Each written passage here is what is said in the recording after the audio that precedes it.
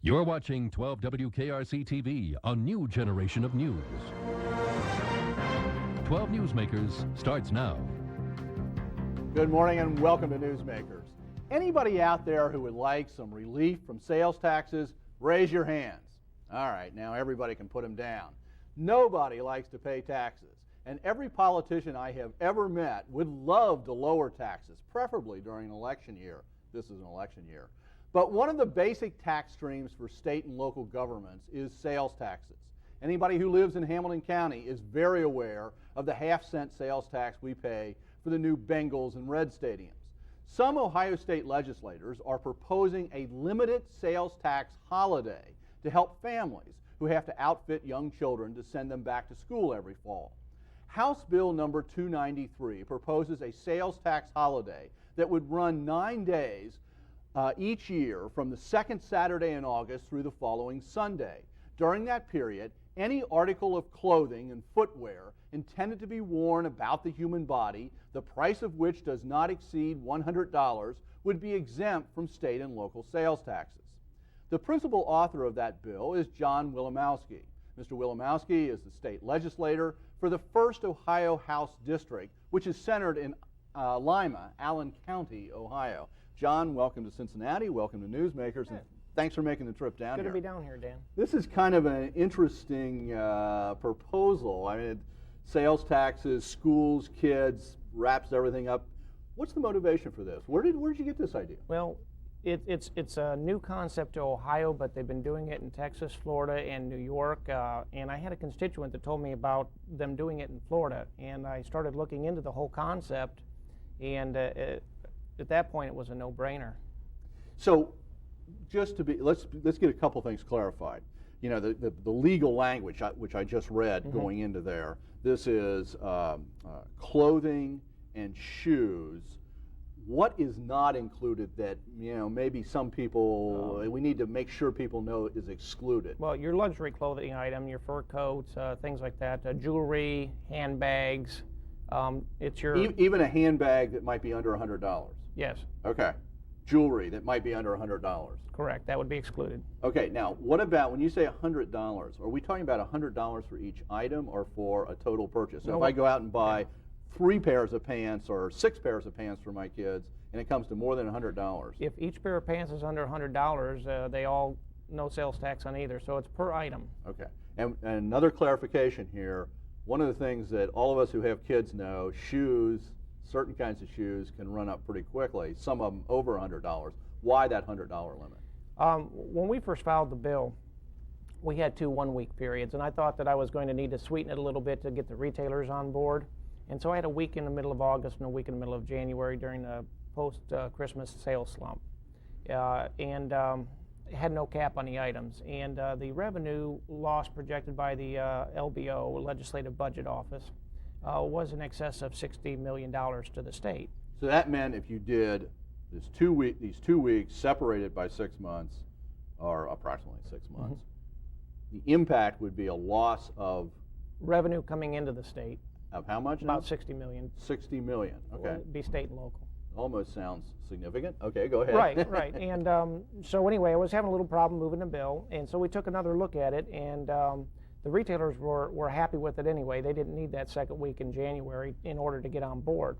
And so what we've done is we've moved it to 9 days. We put the 2 weekends with the week in the middle, coincided with back-to-school shopping time, and put the $100 cap on, and we brought the loss to the state down to $18.5 million.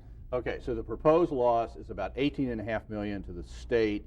What about for local governments? It'd be about $6 million statewide, all 88 counties considered. Okay, so you have to spread that out. Obviously, the larger counties, like a place like Hamilton County, would lose more than a place like Allen County, obviously. Sure. What about, I mean, okay, $18 million in the size of the budgets that you guys deal with may not sound like much. We're talking $40 billion on budget size. That's what the state runs on every 2 years. But still, that's a loss. Is it total loss, or is there any way that you see? No. There's offsets. For example, when they're coming in and buying the clothing, they're going to buy the handbag and the jewelry. They're going to eat in the restaurants, and you know our restaurant sales tax revenues are second only to automobiles in what they what comes into the state.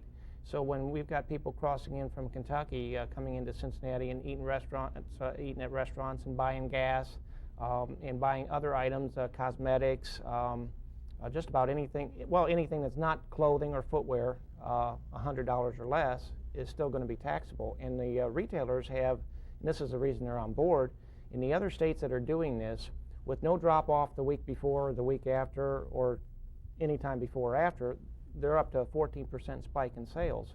So now, but I would think that people, if they knew that 9 days was coming, would just sort of delay buying. And now you're saying that, in fact, in these 3 states, they're not experiencing a drop-off? Right, right. In fact, Arthur Anderson, the accounting firm, has done a report that says that no, they're not having a drop-off, and in fact, they're having an up to 14% increase in sales. So it's almost like Christmas time in August, and people are actually lining up out the door like they would for the day after Thanksgiving. Now, you mentioned people, and certainly in Cincinnati, we're very aware of this, that people cross the state line both ways to go shopping. There's a lot of people who go to Kentucky to buy certain items, whiskey, cigarettes. Anyway, but when you look at Ohio, it's not just, it's the whole state. We touch a lot of other states. Is that correct? So you're hoping to draw people into from Michigan to Toledo, from... Right. Michigan, Indiana, Kentucky, and West Virginia don't have anything like this. Now, Pennsylvania has no sales tax at all on clothing and footwear. So everybody on the east side of the state, and even some people on the west side as far over as my district, which is close to the western border, make a day of it, drive over to Pennsylvania to buy their back-to-school clothes. And, you know, while the state would not be picking up sales tax revenue, they would be picking up sales revenue that would turn into income tax later. So there's quite a bit of offset that's not being accounted for in the $18.5 million projected loss. You know, those are all numbers, and they can swim by and whatever. One of the things I did is I tried to invite one of our county commissioners on, because in this county we're very aware of sales tax right now because of all the stuff going on the riverfront. And he had a block in his schedule and he couldn't make that work. But one of the questions he raised, he said he didn't know whether he was for this or opposed to it, but he just raised a question that could this sort of just open the gates to kind of pick away at sales tax, and if that was the case, do we eventually begin not only to lose revenue, but therefore undermine our bond ratings and our ability to float bonds at the highest rating, and therefore at the lowest interest rates? Does this open the gate for a long-term problem? It depends upon, there are other sales tax cut bills out there. For example, there's one for gym memberships. The difference between that and this is for necessities. Maybe it does open a door. I don't know. It would depend upon what the other legislators would do, if they would want to ultimately expand it beyond the 9 days. But I will tell you that in New York, this was so successful that they have made theirs permanent, which means that obviously they're getting more benefit than they're losing from it, or they wouldn't do that. Now, if this was going to go into effect for this coming school year, so therefore this August, when would it have to pass? It needs to be done by the end of May of this year in order to give time for the State Department of Taxation to get their information together and out to the retailers. And where does this, on a political side, where does this really stand? How many supporters, realistically, where do you stand on this bill? I think probably most everybody in the House of Representatives would support it. And in fact, I've not heard from anybody that's in opposition to it. Right now it's in the House Ways and Means Committee, and that's Representative Motley from the Dayton area, his committee. And Governor Taft is taking a look at it. He has not come out in opposition to it. He was concerned when it was upwards of $60 million, but now that it's 18.5, he's taking a look at it, and I think that if he would be supportive of it, it would slide right through the House and probably the Senate, and we could get it done this year. What about the Senate? Has the leadership, Senator Finan, who's from our area, said anything about this? He has not come out in opposition to it, and in fact, I'm hoping to meet with him and discuss it and see where he'll be on it. Okay. This raises this whole question of sales tax. This also gets into some other things. People can, in effect, avoid sales tax right now by buying out of catalogs, because you don't pay sales tax that way. What's really coming in is internet sales, buying things across the web, and everybody's opposed to sale. Well, lots of people are opposed to imposing a sales tax there. What's your own view about that, which is a much bigger issue than this? Yeah, let me talk about that. I would not favor that. First of all, the people... You would not favor taxing? Okay. E-commerce, no. The people that are buying may not be paying sales tax, but they are paying shipping, most generally. And let me tell you that on the state budget, which between education and the rest of the operational budget of the state, it's $40 billion. We do it every 2 years. Of the money budgeted, $290 million has not been spent of the budgeted money. And of the revenues coming in, we've had $249 million more come in than we expected. So we're way ahead of the game there. So you've got a huge surplus, in other words. Oh, yeah. From underspending and over tax collection. Yeah, we're over $500 million in surplus, and we're talking about an $18 million bill. Then why isn't there a general tax rollback rather than just picking away at 18 million here and 18 million there? Well... and where's your position? I can't ask you about theory, but where are you on that? Okay, well, I'm a co-sponsor of a piece of legislation that would roll back the rates 5%. That would pick up a lot of the Where surplus. does that stand? It's not going to happen this year. It's bottled up. You know, normally people would associate tax rollbacks, tax cutting, with the Republican Party. And yet the Republicans control everything in Columbus at the moment. And this hasn't happened and doesn't seem to be happening. How do you explain that? The school funding case. I think what the Republican leadership and Governor Taft are looking at is waiting to see what the Supreme Court's going to do on the DeRolf case.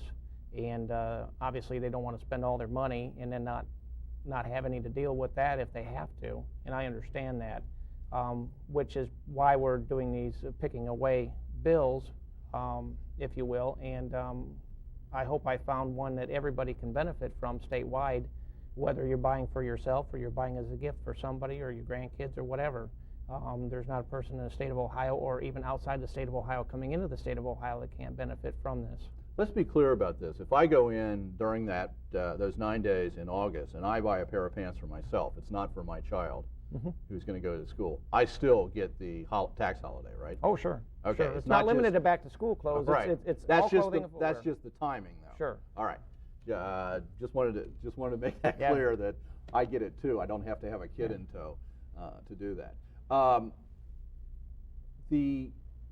We don't often have a chance to have a state legislator from Allen County, from Lima, on this show. You know, and people from places other than Cincinnati see us differently than we see ourselves, and that's true any place. Right now, the state is going through the development of the capital budget, which is every 2 years how to spend money on bricks and mortars for all practical purposes. And the big cities, Cleveland, Cincinnati, Dayton, Columbus, we regularly request huge amounts of money. In our case, we want big stadiums. We want big money. How do the people in your district see Cincinnati and see specifically our trying to ask for that kind of money? In general, when you get legislators that are from what we call the other Ohio, they're generally opposed to it. Now, if you put it into a budget where that's there along with other things that would be for my district and that would be very helpful in my district, then you got to think hard and probably support it. So you do some trade-offs, let's just be honest, Sure. right? What does your district want? What's a place like Lima want? An old-time manufacturing city that has a great history. What is it that Lima needs right now? Oh, we're working on our water problems, which you see statewide, but we're looking at some feasibility studies, maybe ultimately down the road being able to build some more reservoirs. We've got some park and recreation development we'd like to see. So you guys, that. but you have Just concrete your basic things. stuff. Oh, sure. Okay, we're just about out of time. If somebody wanted to support your proposal for the sales tax holiday, what's the most effective thing they could do right now? Best thing you can do right now is write Governor Taft at 77 South High Street, his 30th floor in Columbus at 43215 is the zip code, and just tell him that you'd like him to support House Bill 293, and if Governor will come out and lead the way on this, I think we can get it through. Well, very interesting proposal. Thanks for coming down, and good luck on this, and hopefully we can talk in the future. Thanks, appreciate it, Dan. Thank you. Stay tuned. The first function of the census is to determine how to distribute 438 congressmen across 50 states. Ohio can expect to lose 1 or 2, but that is just the beginning. After the break, I'll be joined by someone who uses the census every day.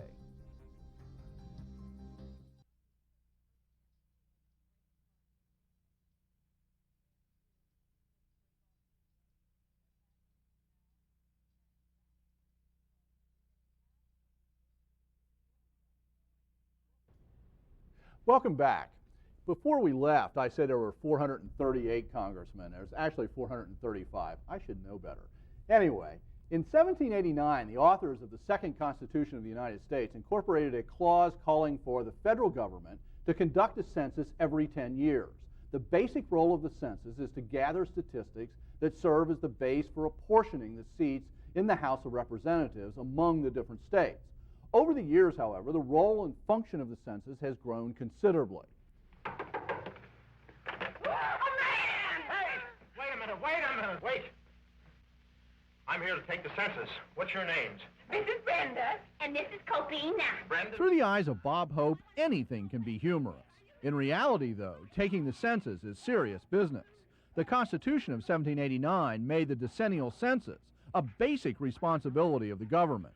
The main reason for the census overall is to allocate population for congressional districts. That's the mandated purpose by the Constitution. The first census in 1790 listed only the names of the head of the household and counted other members.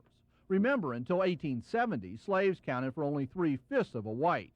Projections suggest that after the 2000 count, both Ohio and Kentucky could lose congressional seats. But the census has never been just about counting noses.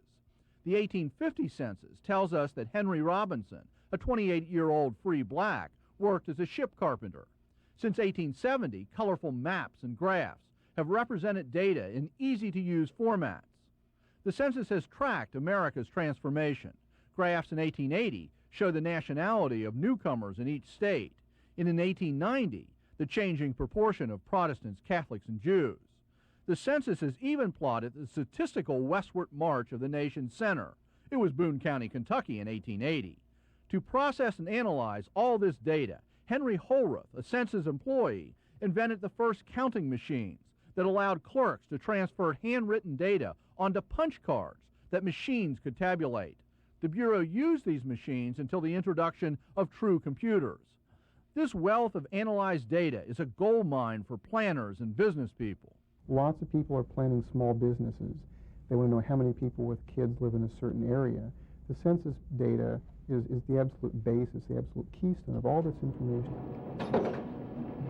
On the privacy issue, just remember that all that detailed information that you supply the Census Bureau about the individuals in your family, that stays locked up for 72 years. That means researchers can't get to anything more recent than the 1920 manuscript census. Through it all, the hard-working census collector kept his nose to the grindstone. Question 3. You live alone? Yes. The census is important to many people, especially planners. I am joined this morning by Deb Saggar, a planner and economist with the Department of Planning in the city of Cincinnati. Mr. Saggar has been with the city for 24 years. Welcome to Newsmakers. Thank you. Now, okay, counting, assigning the number of seats for the House of Representatives, we all know that. I wanted you to join us today to talk a little bit about how that data is used in other ways, maybe in the planning department in City Hall in this particular case. Can you give us an example or two? Dan, I think one of the important things to realize is, when the data is gathered, it's place-based, it's residential-based, and whenever the city does its business, it's trying to improve the quality of the life. And the federal government, when it collects your dollars, wants to send that money back, to where the need is, So much of our research, and allocation of dollars and trying to provide, services, to our citizens, is based on our assessment of, needs and where the needs are, and what kind of needs assessment are there, and where the money ought to be spent, So we use census data, day in and day out, trying to assess, which part of the city and how that money ought to be allocated, and who are the people who are going to benefit from that. And surely we don't want to put the money in the hands of people who don't need them, because the very fact, the quality of life, and how we want to improve it is based on, where the need is and how we need to spend the money. Just to try to make this concrete, for example, I am there are federal programs out there that the federal government funds at certain levels, say for, I don't know, economic development maybe, or for neighborhood business districts. I'm not sure. Maybe you can give us an example. Right. And the point is, as I understand it, in order to get that money, Cincinnati, first off, has to show that we have the right configuration, and you'd use census data, and that we could then use it effectively. Is that correct? Can you give us a concrete program where that might work? One of the major programs, for which we get huge amounts of funding in is our what we call as a CBDG funding. Okay. And that means Cincinnati Central Business District? No, this means this is a block grant that comes to the city of Cincinnati. And how we spend that money. The Census Bureau has divided the whole area into geographical areas. And we in the city of Cincinnati have got neighborhoods, and we use 48 statistical neighborhoods, but then there are more than that. There are approximately 52 neighborhoods. And to know how that money ought to be spent for housing and for the needs of the people, and for that matter, what the economic status of the population is. We delineate those areas. So in other words, we target those areas in the city, by neighborhoods, where the most need is. And much of our allocation of money takes, spending of money takes place according to that basis. But in addition to that, I can give you another example. The state of Ohio, quite a few years ago, enacted, what we call enterprise zone law. Okay. Now the purpose of that law is to put money in those areas, where there are depressed conditions, economic conditions, and for that, we have to figure out, what is the economic status of a certain area, and what kind of tax incentives, we need to provide to the businesses to improve the economic status of that area. And those enterprise zones are something that many political elected officials see as having great potential. And it's not just a question of one neighborhood versus the other. It's how to cluster those neighborhoods the most effectively. Is that correct? Right. That's right. Well, whenever it comes to economic issues, now the whole impact, or the benefit, that we're going to get, by spending a government money is for the whole area. Mm-hmm. Okay.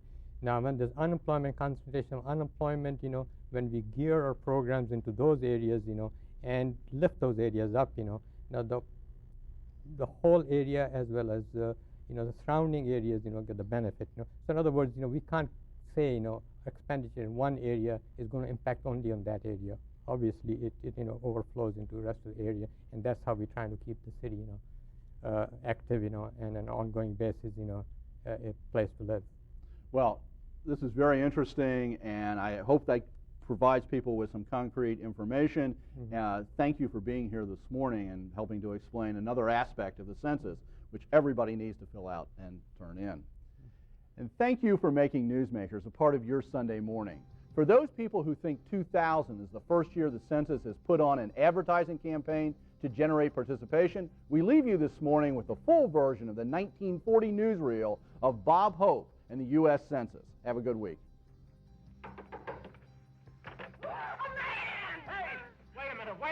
Wait.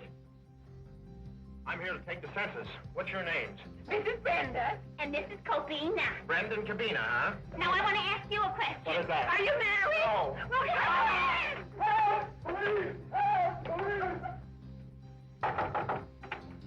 Was it the finance company? I'm here to take the census. Well, go ahead, take it.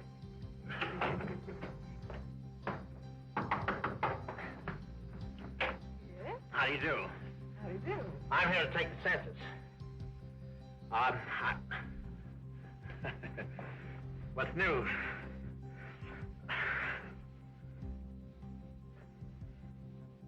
Question 3, you live alone? Yes.